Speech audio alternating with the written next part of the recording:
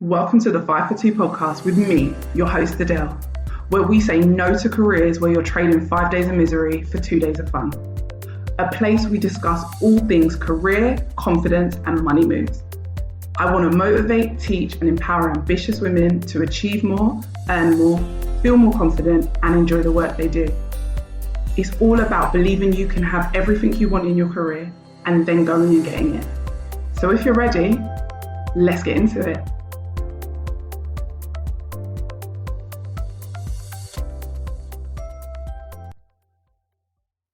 Hey guys, welcome to another episode. I'm glad you're here and I'm going to jump right into it because we are done settling. I'm tired. I'm tired of certain conversations that I keep hearing and keep having to have, not with my clients as such, because my clients, they're great and we work on things like this, but in my personal life, in my friendships, in my relationships, like let's just talk about, let's not settle. And this goes for your career. Like so many of us accept 9 out of 10, which is keeping us from our 10 out of 10. And guess what? Even if you've got 9 out of 10, you will eventually resent it because you didn't get everything that you wanted. You will eventually have regrets because you settled. So today's episode, as you can tell, we're talking about settling and we're talking about why it doesn't serve you, how to stop doing it, and why you might even be doing it in the first place so you can start getting past it and stop shortchanging yourself. Because that's all you're doing. Every time you settle for what you do not want, you are shortchanging yourself. And you are stopping yourself from getting everything you want. And I know a lot of people are listening and they're going to say, yeah, but what if 9 out of 10 is the best you can get, Adele? What if the thing you want in your career, you've got most of the things you want and the 9 out of 10 is all you can get? Nah, the 9 out of 10 is all you can get in this season. And that's okay. If all you've got right now is 7 out of 10, 8 out of 10, 9 out of 10, that's not a bad thing. But what you should never do is stop looking for your 10 out of 10. What you should never do is stop going after your 10 out of 10. I wouldn't have this podcast if I settled for my 9 out of 10. I wouldn't have started my business, both my businesses. I wouldn't have started either of them if I had accepted 9 out of 10. I would never have got the pay rises that I got if I accepted the 9 out of 10. And I'm saying that because I've had so many conversations where people are like, but what if you give up your 8 out of 10 or your 9 out of 10 and you never get your 10 out of 10? And most of those people have never even tried. And that's what's scarier to me. Not achieving something isn't the thing that scares me, but never trying scares me. Do you think when you're on your deathbed or you're really old, you're going to be thinking like, oh, well, at least I settled? Or are you going to be thinking, I can't believe I didn't try when I had the opportunity. I can't believe I didn't try when I was in my 20s, in my 30s, in my 40s, in my 50s. Because remember, 50, 60, that's not even old anymore. Like the world is different. People are living really, really long. So imagine you're going to live till maybe 80, 90 years old and look back on life and know you settled for what you didn't actually want. Some people are settling for way less than 9 out of 10. Some people are settling for 4 out of 10 and 3 out of 10. And that's a whole different conversation. But today I just want to talk about why you could be keeping yourself away from your 10 out of 10s, why you could be keeping yourself away from achieving every single goal that you have and getting every single thing that you want. Listen, this is how you got to think about it. If you say, what if I can't? The flip side of that is, what if I can? So what makes you decide which one you choose? Most people choose, what if I can't? And that's a choice. And the reason I'm saying it's a choice is because you could just decide, what if I can? You can decide which what if you go with. You can keep saying, what if I can't? What if I can't find it? What if I'm not able? What if you try? You guys have heard me say that plenty of times. What if you try? The truth is most people can't be bothered to wait. It's not that you're actually worried that you won't find your 10 out of 10. It's that you can't be bothered to wait for your 10 out of 10. You can't be bothered to put the work in. You can't be bothered to put the effort in that it takes to have everything that you want. And I'm going to be honest with you, that's okay. That is okay. As long as you're not complaining about it, it's actually okay. If you cannot be bothered to wait, say that.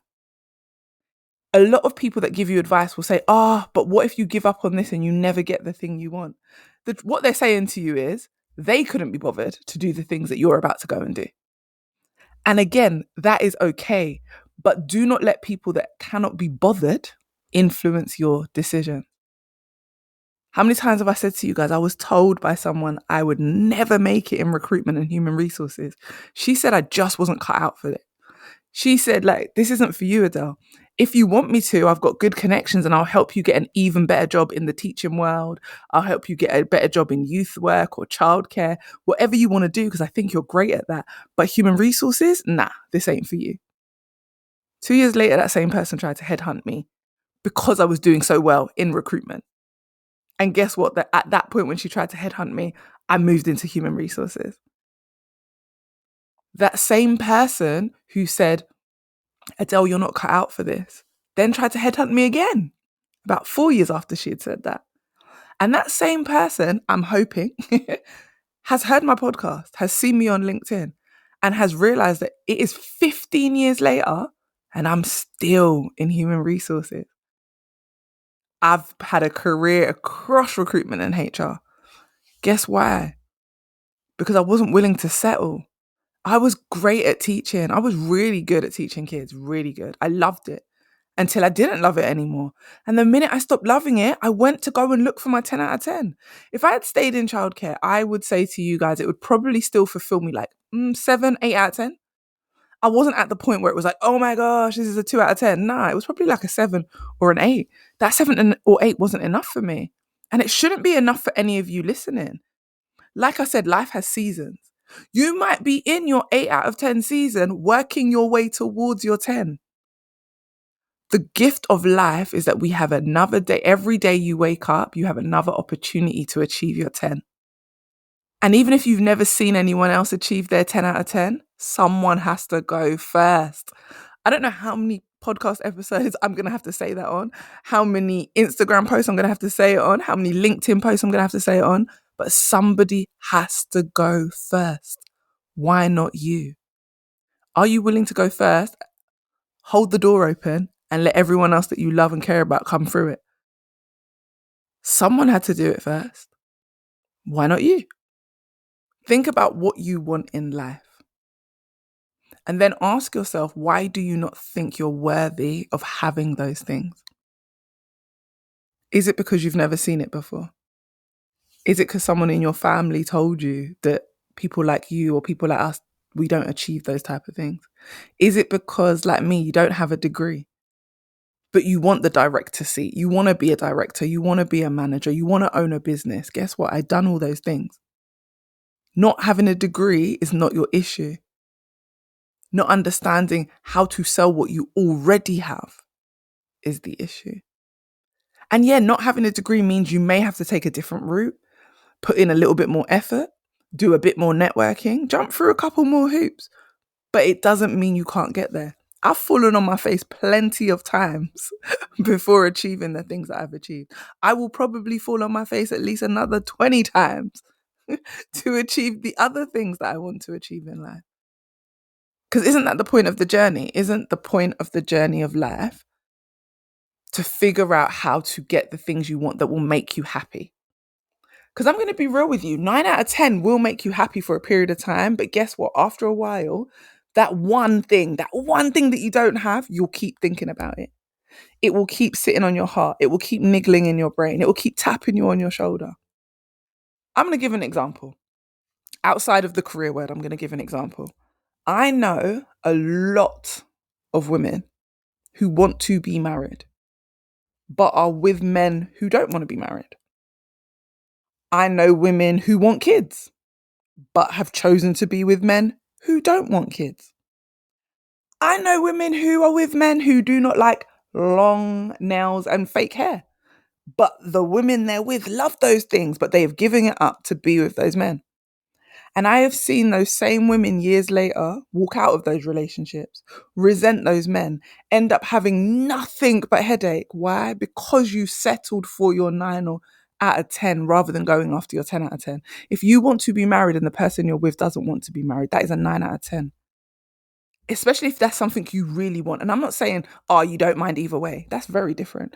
But if it's something you have in your heart, and obviously you guys know why I'm talking about marriage, it's on my brain. You know why. If you follow me, you literally know why. But the reason it was in my mind was because I remember for a very long time, people have said to me when it came to relationships, I was too picky. Everything I want, it doesn't exist. I'm probably going to end up alone. I'm going to be a cat lady. As you all can tell, as you all can see, that has not been the case. I got what I wanted, but I only got what I wanted because I waited. And the truth is, most people don't want to wait. Most people are scared to wait because they're scared that if they wait, they may not get the things that they want. And just like I've said before, and I will keep saying, even if you achieve everything you want at 50, you're still going to be just as happy. Do you think if I become a millionaire at 50, I'm going to be upset? You might be, but I'm definitely not going to be upset. If I become a millionaire at 50 or at 60, I'm going to be very, very happy. If I become a millionaire in my 40s, I'm going to be very, very happy. Listen, I'm not going to be sad and be like, oh, it's really sad that I wasn't a millionaire in my 20s, but oh, all right, at least I've made it now. Absolutely not. I'm going to be screaming. I'm going to be doing backflips. Not that I could do backflips, but you get the gist. I'm going to be loving life because I've achieved the goal I wanted to achieve. Why is it any different for anyone else? I get it. It's scary. And that's the truth. Most of us are scared to go after our 10 out of 10 because our fear is we won't achieve it. But if you keep telling yourself you won't achieve something, you won't. You guys know that whatever you believe is real is real. If you believe you can't, you just can't. And if you believe you can, you just will. Because your brain will come up with ways and ideas for you to have it. When I said I wanted to be a company director, I wanted to be an operations director, I wanted to be an operations manager, I had never seen anyone do it. I had not done it. I was in an industry where I did not have any qualifications. Yet within 2 years of that shift, I was already a HR manager. How? I was already running the recruitment and training department. How? Because I just believed I could. I didn't know the how. I didn't know. But my brain started to figure it out because of the fact that I wanted it. I also wanted to work less days, but not lose my money. I never thought I was going to be able to negotiate full-time money for part-time hours. That wasn't even a thought in my brain. Like I never thought about that being an option. But guess what? My brain started to come up with that idea. The minute I said, do you know what? I only want to work 3 days a week, but I need to still be able to afford my bills. That's all I kept telling myself. That's what I wrote down. I wrote down that before I'm 40, I want to be able to work 3 days a week, but still earn the type of money that I'm earning. And that only happened because I kept deciding I wanted to go for my 10 out of 10. Listen, there are 8 billion people in this world. Why do you think you can't have what you want? There are all these people in this world. That represents all the opportunities to me. If there are 8 billion people in the world, there are 8 billion opportunities. But you think of that such a big number, you can't get those opportunities. Anyway, going back to what I was saying, I've got off track. I went off on a tangent. There are people that I know, like I said, that want marriage and are now really upset because the person they're with, who told them at the beginning that they didn't want marriage, still doesn't want marriage. Guess what? Guys, we have to listen with our ears. If someone tells you something, believe them the first time. This goes for your same trash boss that you've asked him for the pay rise and he said, yep, 6 months. And 6 months has come and gone and he's now said to you 1 year. And the 1 year will come and go and he will now say to you 2 years. Believe him the first time when he showed you that he was a liar. He was trash. Believe him. We need to start asking more questions in relationships and in our careers. If someone doesn't want what you want and it's something that is a deep desire in your heart, guess what? Even if that's only one thing that you want out of the other 20 things you want, at some point in your life, it's going to come back to haunt you. At some point in your life, you're going to resent the person who didn't give you the thing you wanted because it's all you ever wanted. And even if they're giving you 9 of the other things that you wanted, that one thing was a big deal. And I do want to remind everyone, we all have non-negotiables and adaptable negotiables. And what some of us haven't realized is what our non-negotiables are. And what you'll realize is your non-negotiables will be the things that you end up getting angry about, resentful about, and regret because you actually really wanted them. But what you did was you adapted them. You said, no, it's okay. It's not a big deal. It's not a big deal that we don't get married. It's not a big deal that we never have kids. And now 10 years have passed and now it's suddenly a big deal. Do you know why? Because that was one of your non-negotiables.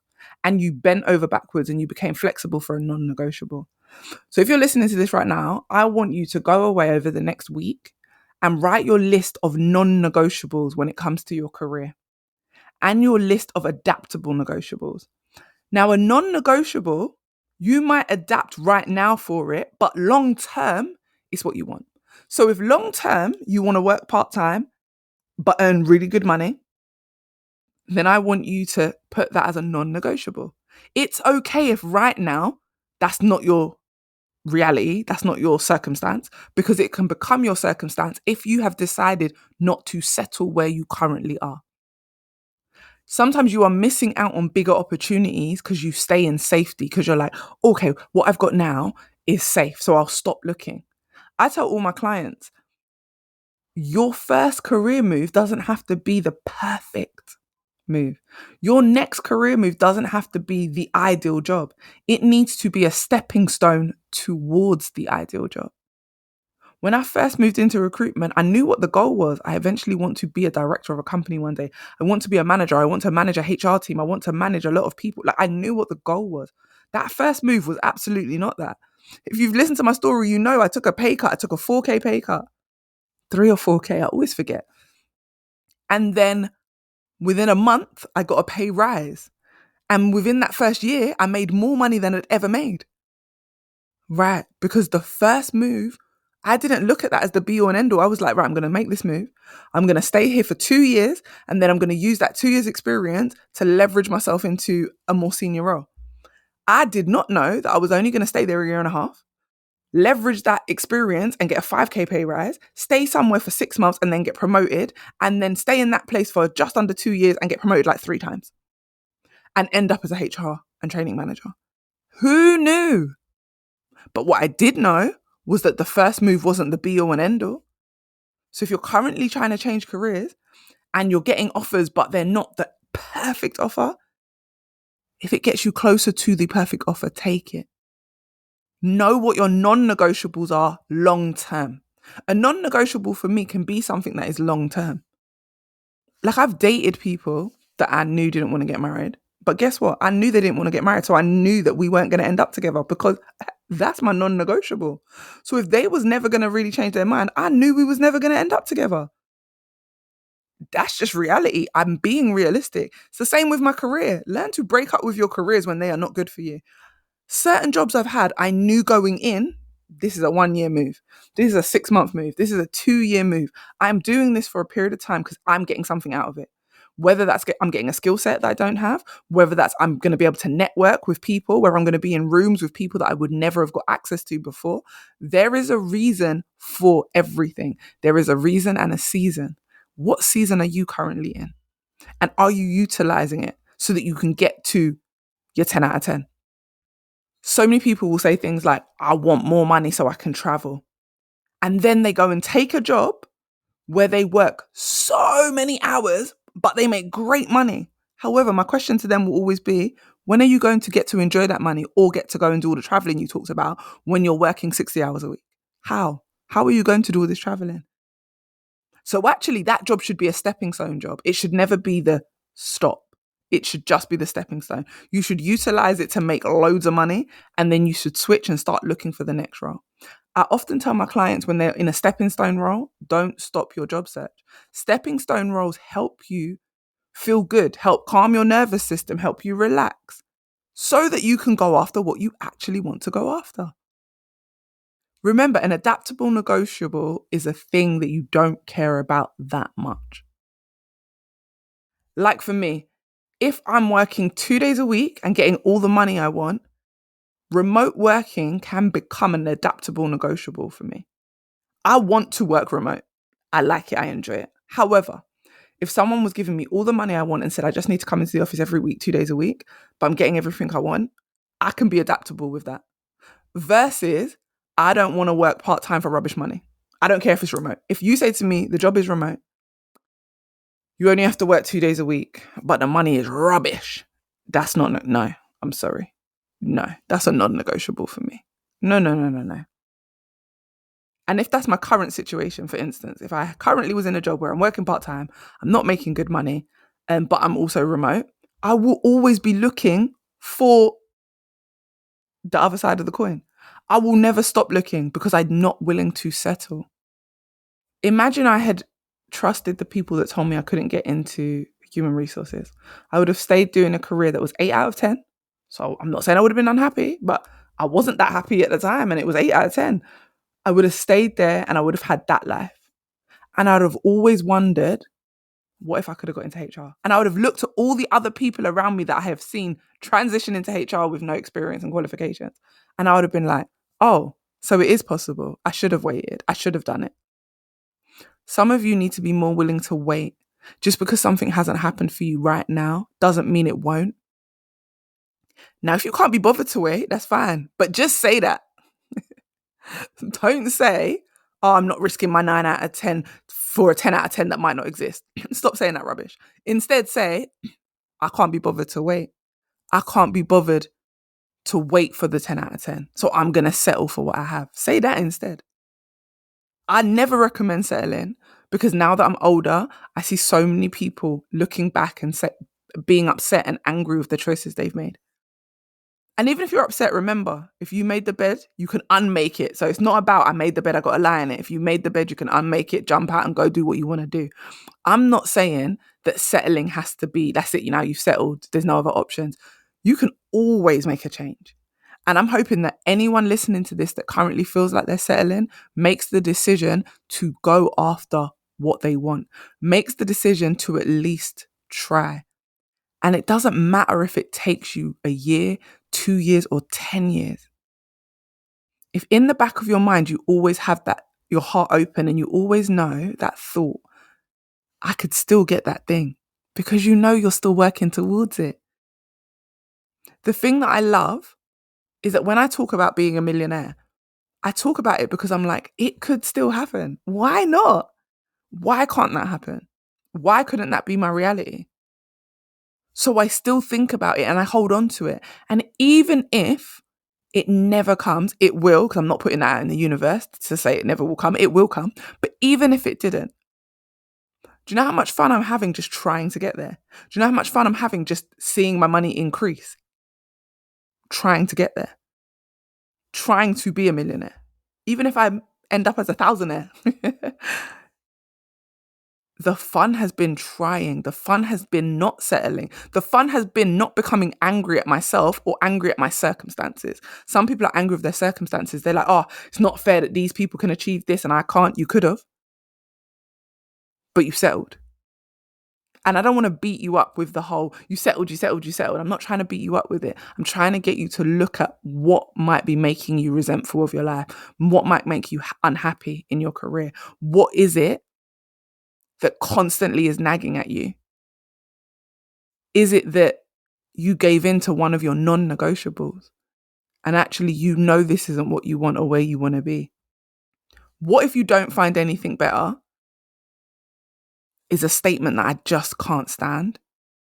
Because the first question you should ask yourself is, why do you think you cannot find better? Why do you think you cannot have better? Why do you think you do not deserve better?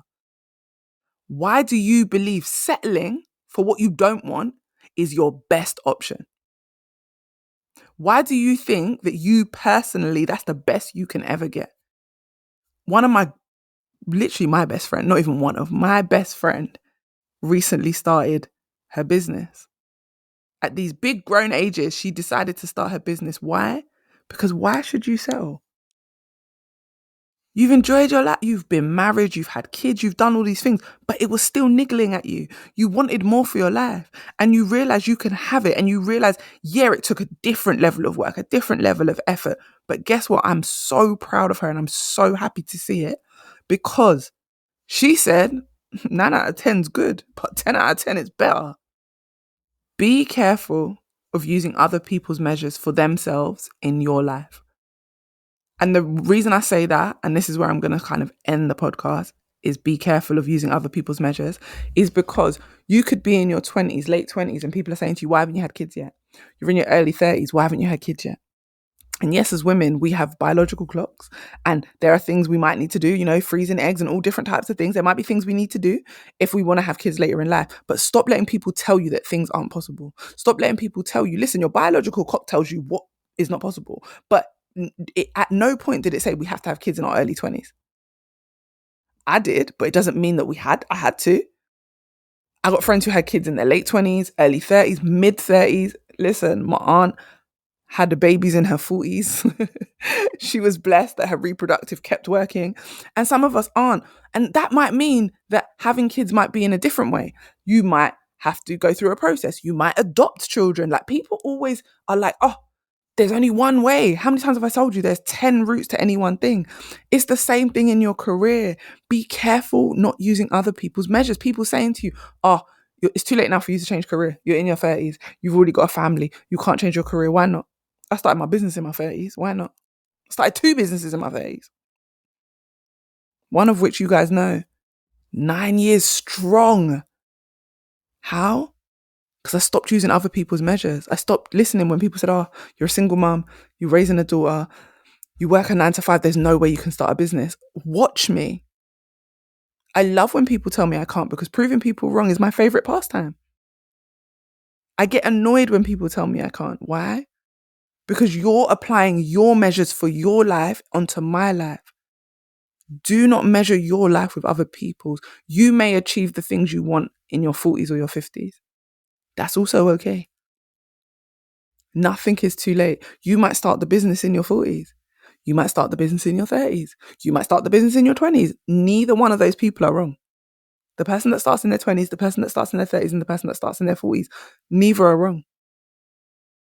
Your time was your time. You got there when you wanted to get there because you decided that it was non-negotiable and one day it was going to happen. And that's the most important thing. Decide that one day the things you want can happen. Start making the moves towards them. If currently you're trying to change industry or you're trying to add 20k to your salary, make a decision that it is non-negotiable that you will earn that type of money. It is a non-negotiable that you will get into the industry you want to get into.